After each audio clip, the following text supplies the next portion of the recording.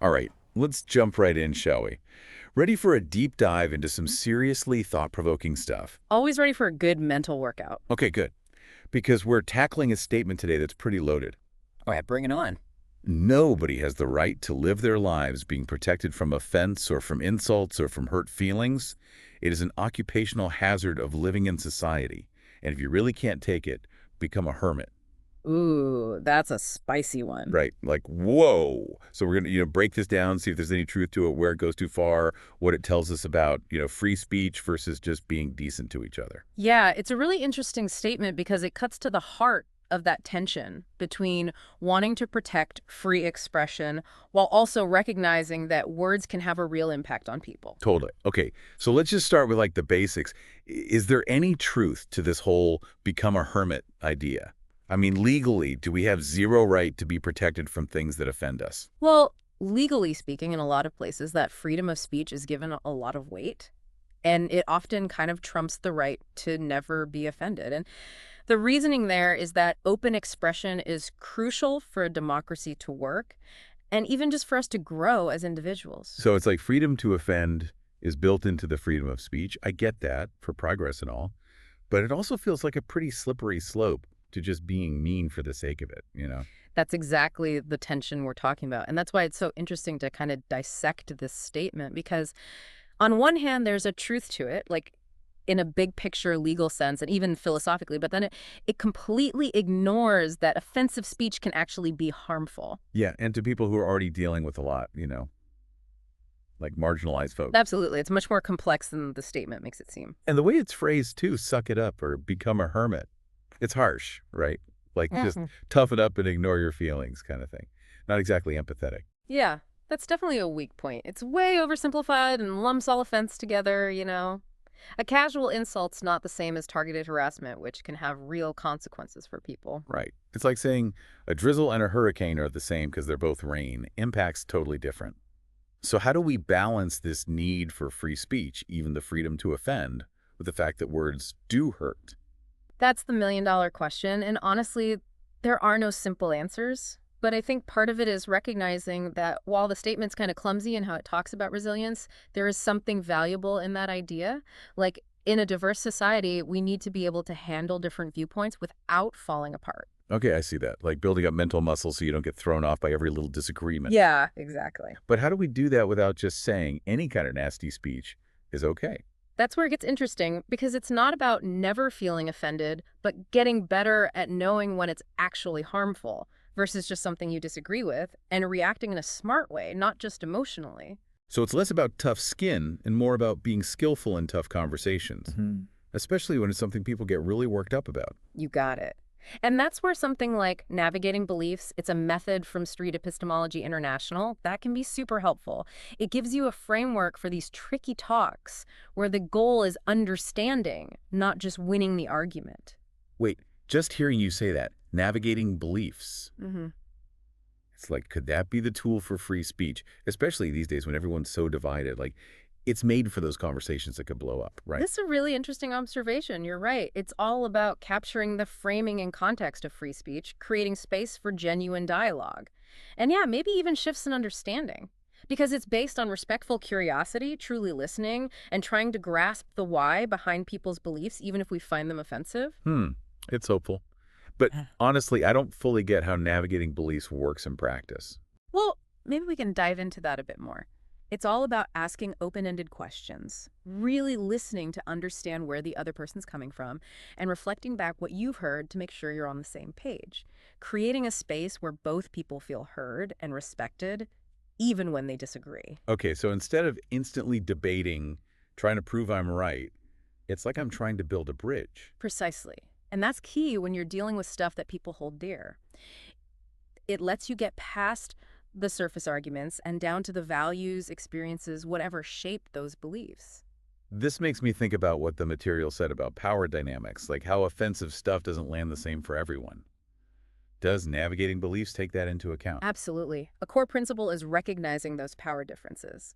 It encourages humility and listening more to those who've been marginalized or silenced. So, not pretending everyone's the same, but actively trying to see things from their point of view, especially those who are more vulnerable to harmful speech. You're exactly right.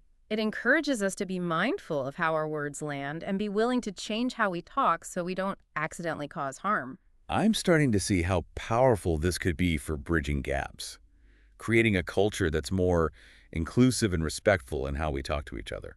It's not about shutting people up or pretending we all have to agree. It's about engaging with differences in a way that actually works. Couldn't have said it better myself. Unlock the tools to rethink, reflect, and grow. Ooh, I like that. Sign up for our free course at navigatingbeliefs.com. I like the word unlock. It's like there's this potential within you, but you need the right key. Right, it's like a treasure chest or something. Exactly. This is awesome. We've covered so much, from that initial statement to the nuances, and now this whole navigating beliefs thing. Yeah, it's been a really thought-provoking conversation so far. And it strikes me how often we see those conversations go totally off the rails, you know? Especially on touchy subjects, like people forgot how to disagree without it turning into a shouting match. Oh yeah, for sure. Yeah. Like everyone's waiting to get offended and fire back with their own snarky comment. You don't Yeah. see a lot of genuine, hey, I want to understand your side of this. Right, and that's what I think is so cool about navigating beliefs. It gives you like a structure to have those talks without them going nuclear. It's not about proving you're right, but actually getting where the other person's coming from. Okay, so let's say I'm talking to someone who's all in on that become a hermit if you can't handle offense thing. They think people are way too sensitive and we all need thicker skin. How does navigating beliefs work in that conversation? Well, instead of getting in a debate and trying to win points, you could start by asking open questions to see why they feel that way. What made them think that? What are they scared of happening if people are protected from getting your feelings hurt? So instead of going right at their statement, I'm digging into the reasons behind it. Like I'm becoming a detective of their worldview. Haha, yeah, exactly. And you might find you actually agree on something under the surface. Maybe they value being tough because they've seen how being fragile can lead to people not speaking up or avoiding tough conversations that need to happen. So maybe that helps take the heat out of things too.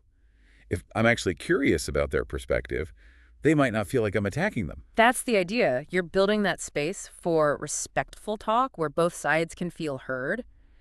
That's huge GE when it comes to free speech, because there's always going to be potential for offense somewhere along the line. Going back to what we said about power dynamics, it seems like this would be even more important in situations where it's lopsided, like a boss and employee, or between different social groups. Totally. Navigating beliefs really pushes you to be aware of that and come at things humbly, listening extra hard to those who get the short end of the stick when offensive speech is flying around.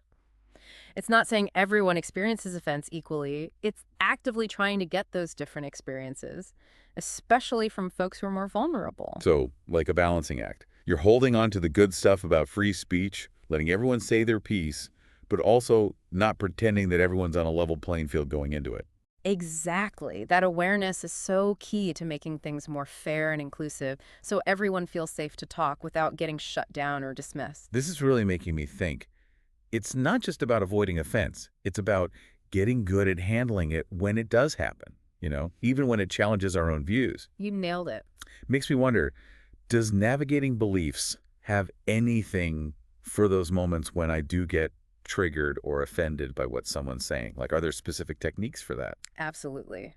One of the coolest ones is called steel manning. Steel manning, okay. Instead of picking apart the weakest parts of their argument, you try to present it in the strongest way possible. Whoa. Yeah, it's about understanding the most generous interpretation of their viewpoint, even if you end up disagreeing with it. That sounds tough, especially when you think they're being totally outrageous. Right. But I can see how it would force you to engage with their ideas on a whole other level. Exactly. It gets you past that knee-jerk reaction and into a more thoughtful space. Man, so much of what we see online is just people attacking straw men, misrepresenting each other and talking past each other. If more people did this steel manning thing, it could change the whole vibe. Wouldn't that be amazing? And this is why navigating beliefs matters so much in the whole free speech debate.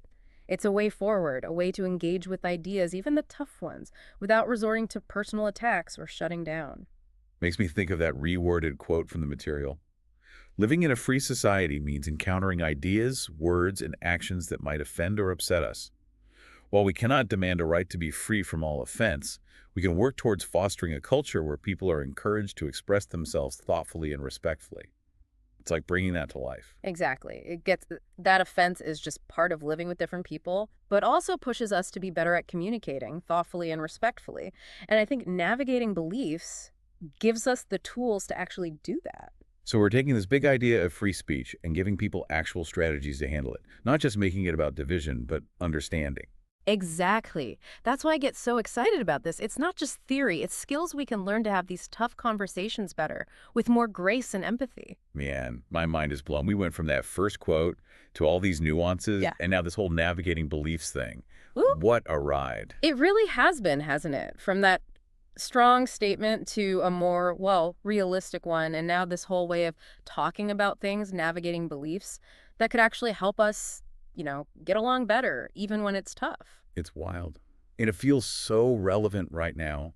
Everywhere I look, online, in person, it's like people are just ready to fight, you know? Can't even have a normal conversation without it turning into a war. It's true. It's kind of scary. It's like we forgot how to disagree like decent human beings, Yeah. how to hear another point of view without taking it as a personal attack. That's why this navigating beliefs thing is so refreshing. It reminds us that most folks, they're not out to be jerks. They actually believe what they're saying, even if we think it's crazy. Yeah, like switching it up. Instead of seeing them as the enemy, it's like they're just on a different path, right? Maybe their experiences, what they know, led them there. It's not about agreeing with bad stuff. It's about seeing the person behind it. Exactly. And that's how you start to build a bridge, you know? You don't have to agree, but now there's a chance for a conversation that's not just yelling. Makes me think, though, what about when someone is just trying to be offensive? Like those trolls online who just want to get a rise out of you. Does this even apply then? That's the thing everyone wants to know. And it's important to remember navigating beliefs isn't saying you have to engage with every single person, especially if they're toxic. You always get to walk away, set boundaries, protect yourself. But even then, those same principles can be useful. Really? I don't see how it works when someone's just being a jerk for no reason. Well, instead of getting sucked into that emotion, you can use those techniques to try and figure out why they're doing it. Are they attention seeking? Pushing some agenda? Maybe just having a terrible day and taking it out on the world? By getting their motive, you can decide how to react, or if you even want to at all. That's an interesting way to look at it. It's like, I'm taking back control by not letting their negativity dictate how I feel. Exactly. It's empowering, especially online where it's easy to feel like negativity is just winning. This reminds me of that resilience thing from the source material. It's not toughen up so you don't feel anything. It's toughen up so you can handle it well. Nailed it. And navigating beliefs gives you the tools to do that, to engage thoughtfully, not get pulled into the mud, and make things a little better, even if it's just one conversation at a time. This whole deep dive has been incredible.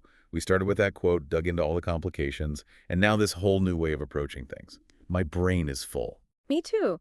And I think the biggest takeaway is this is a journey, We're never going to be totally unoffendable or have all our disagreements magically disappear. But with curiosity, empathy, listening to each other, actually trying to understand, we can make the world a little kinder, a little more open, one talk at a time. Love that. So, listeners, here's something to chew on as we wrap up. How can you use what we talked about today? How can you use navigating beliefs in your own life to handle those tough conversations, bridge the gaps, and make the world a little more understanding? Keep thinking about it, keep learning, and keep having those conversations that matter. Beautifully said. Thanks for joining us on this deep dive, everyone. Keep exploring these ideas, get good at navigating beliefs, and have those important conversations that shape our world. Until next time.